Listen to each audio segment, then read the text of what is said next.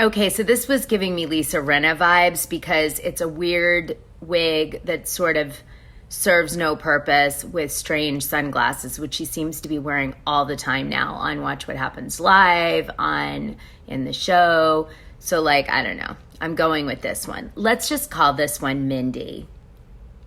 Okay, so Lisa Rinna filed a retaliation on the lawsuit that she was served, which was basically, they were saying that she was infringing on a copyright. Now, the reason I didn't talk about this on my Instagram or in my Patreon was because I kind of thought it was a BS complaint.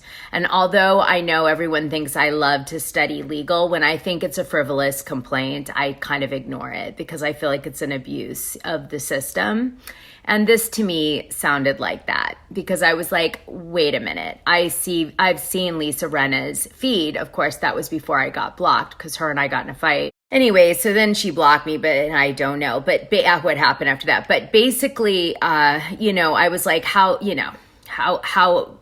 what copyright infringement could she possibly be doing on her Instagram, really? It's all pictures of her and her kids and like show pictures that Bravo authorizes. So it seemed weird for me. Anyway, the complaint I thought was really well written that she responded with. And I wanted you guys to know what she's saying the plaintiff did, the scam that she's calling these guys out on, because I think it's important, right? So here's what she's saying happened, and then I'll explain it better. She's saying the defendant is informed and believes and thereupon alleges that the plaintiff's licensed photograph from paparazzi and then swiftly seek to copyright protection of said photographs to seed its revenue generating operations. Defendant is also informed and believes and thereupon alleges that the backgrid pays a third-party vendor to peruse celebrity social media accounts to identify attractive targets such as Rinna, who themselves are able to find these same images available to millions of people on the internet from publications such as the Daily Mail, and then shares them on their own social media platforms. It is the defendant's contention that the ability of photographers, and she's really calling them paparazzi, to hound celebrities in public or at times in private locations in order to profit off their likeness, and then to turn around and sue those same celebrities for posting their own images on social media is anathema to what the Copyright Act is intended to protect. One way to at least limit or discourage this practice would be to drastically lower the statutory damages available to a copyright holder when suing a person for posting their own family or themselves images. So basically what's going on here is this is like this kind of comes off like a scam saying. So some company finds paparazzi pictures, right, that they think are going to get picked up by media publications, and they license them from the photographers that took them, meaning they own the rights to those photos. And then they wait for the press to use them, or maybe they even promote them to the press to use for either a fee or free.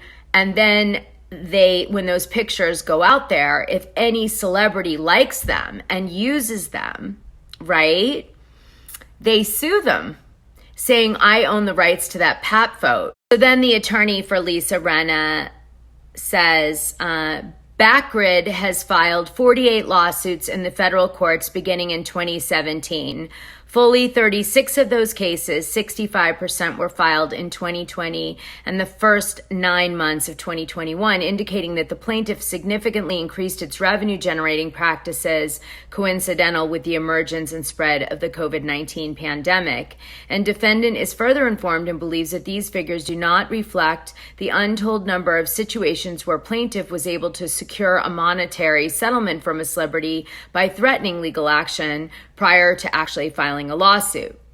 So they're saying that they believe by just bringing a lawsuit, the celebrity doesn't want the bad press, so we'll just pay them off like $1,000 or whatever they're asking for the copyright on the photo. And so they're sort of abusing the legal system by, embarrass the celebrity so they'll be forced to settle.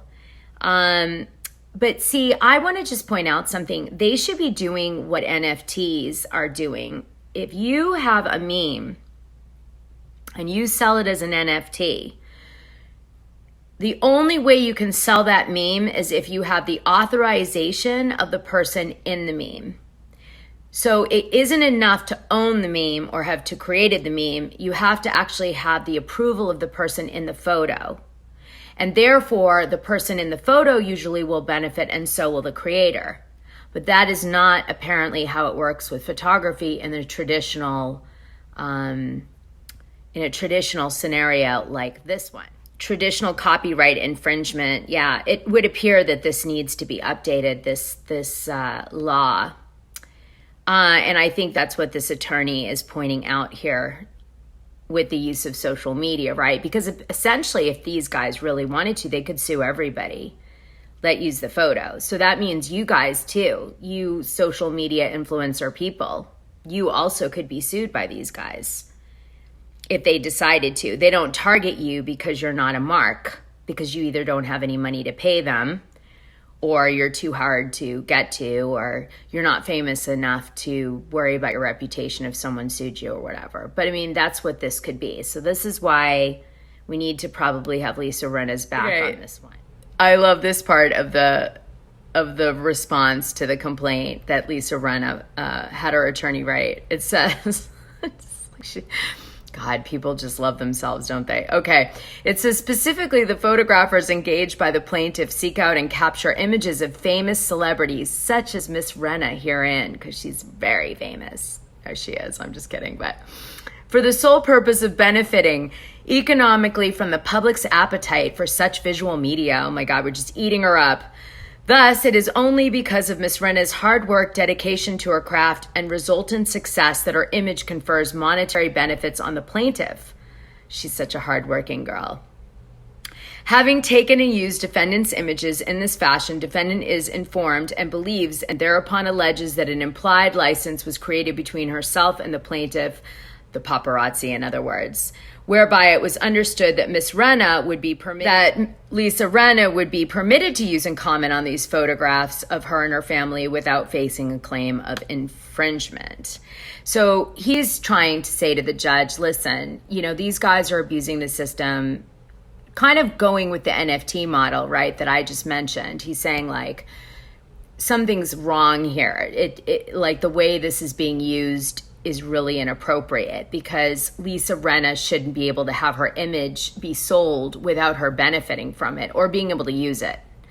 And he's right. There's a fundamental flaw in the system, but how will that impact photography, right? The paparazzi, this is how they make their money. If this goes in her favor, this could make it so that paparazzi can't sell pictures of celebrities because they can't without the expressed approval of the celebrity, and what celebrity's going to give them. That could stop the whole industry, you know. So we wouldn't be able to get any celebrity press pictures anymore. The fun ones, like where people look bad. There's a million of those out there for me. Oh my God. And like, I swear they would just like wait until I looked as ugly as possible and take a photo. Anyway, so I really, this is really important, okay? This one is a good one. It seems like, not that interesting, but it's really important. So we got to keep an eye on it. Anyway, Ronald Richards posts updates. You know him. He's been on my show a few times. He's a sweetie, and we argue a lot, but I love him. He's very bright. Anyway, he posts a bunch of stuff about this all the time. So keep an eye on it, and I'll report on it again if it gets confusing, because he doesn't really explain it too much. He just posts it, which is cool, you know, but he has a lot to talk about, so he's busy.